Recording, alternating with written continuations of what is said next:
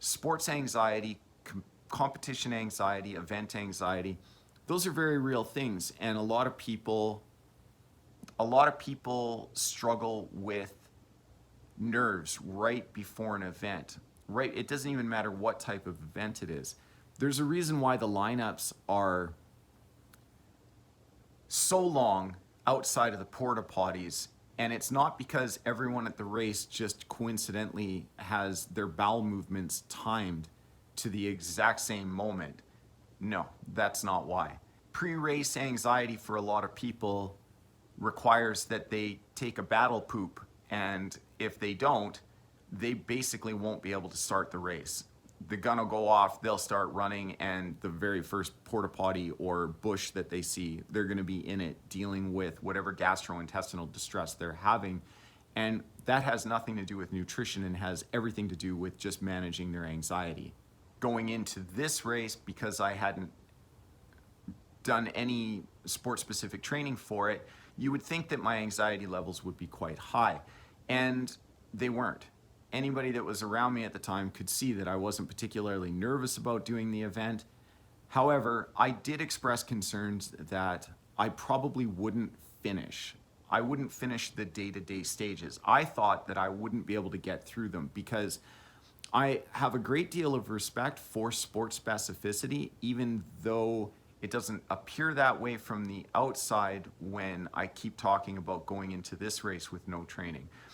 Specificity to me is what probably separates the good athletes from the great athletes. In this case, I was good enough to compete. I was good enough to get to the starting line. And as it turned out over the course of the 3 days, I was good enough to get to the finish line as well.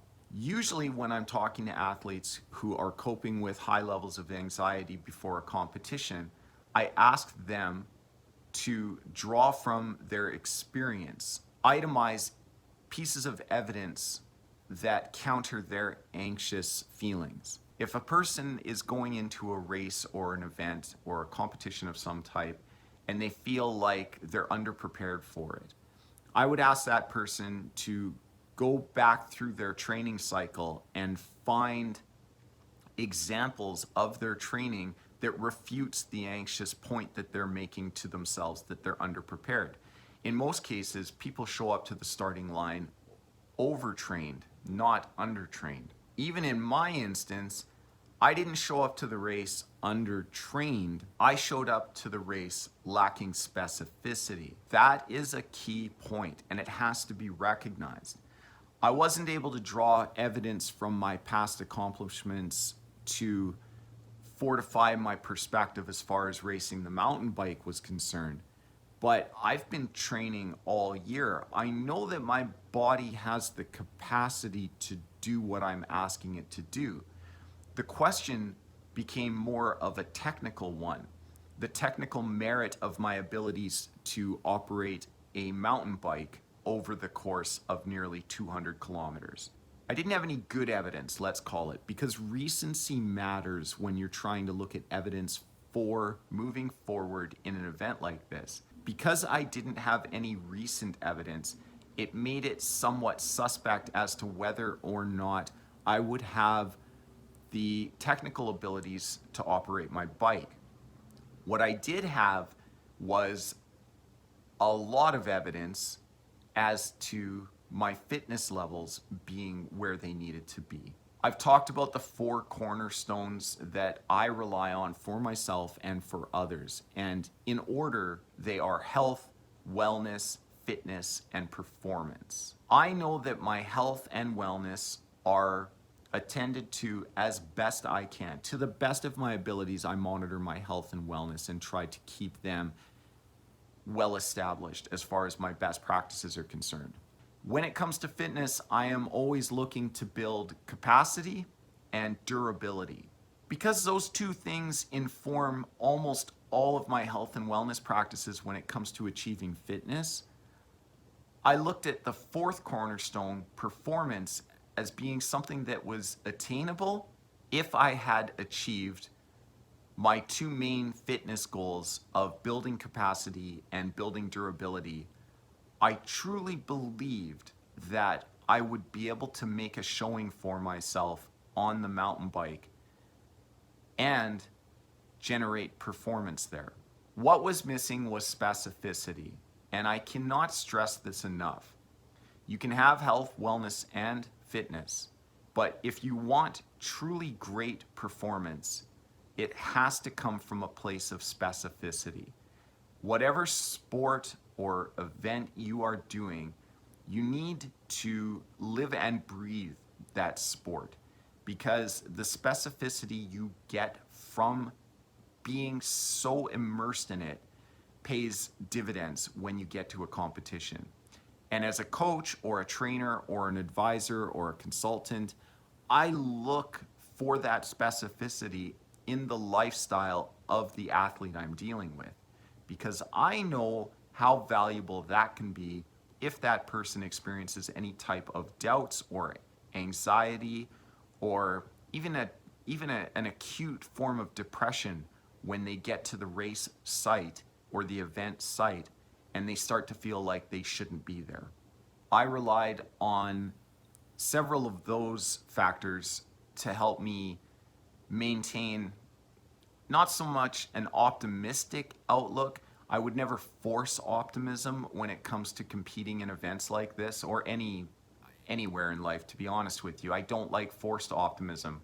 I do believe in optimism as a means of fortifying your will, or even to increase the depth of your resilience when the challenges really start to pile on. I'm always thinking optimistically about the whole process. I'm not forcing that optimism, but I'm letting myself enjoy the moment. Mindfulness is invaluable in those situations. However, and this is the one where I'm going to suggest it's not for everyone, I gave myself every opportunity to drop out of the race at every possible juncture. Right before I went to the starting line, I would ask myself if I wanted to quit.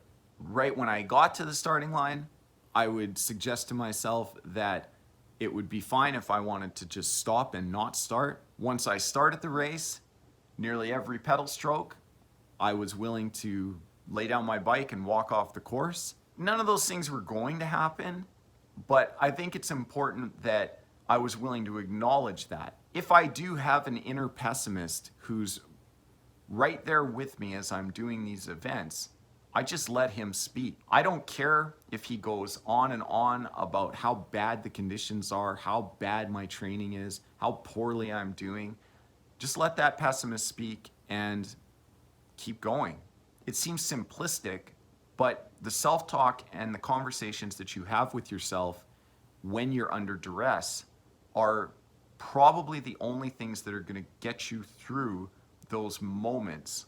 And I say that from a place of experience, because the only reason I get through any of these challenges is because I let my inner pessimist talk, and I use a level of optimism to keep myself going.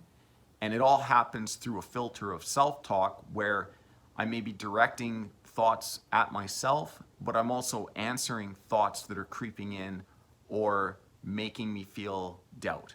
The more negative my self-talk gets, the stronger my counter arguments to that negative self-talk become. It feels circular in many ways. I like saying negative things to counter with a positive response. And I just continue that cycle throughout the whole process. In that respect, I'm not trying to hide my demons. I'm just trying to get them organized, all sitting on the same bench and waiting their turn to speak. I feel like acknowledging them helps. In their own way, they say the things they say, not so much to make me stop, but to see whether I can keep going.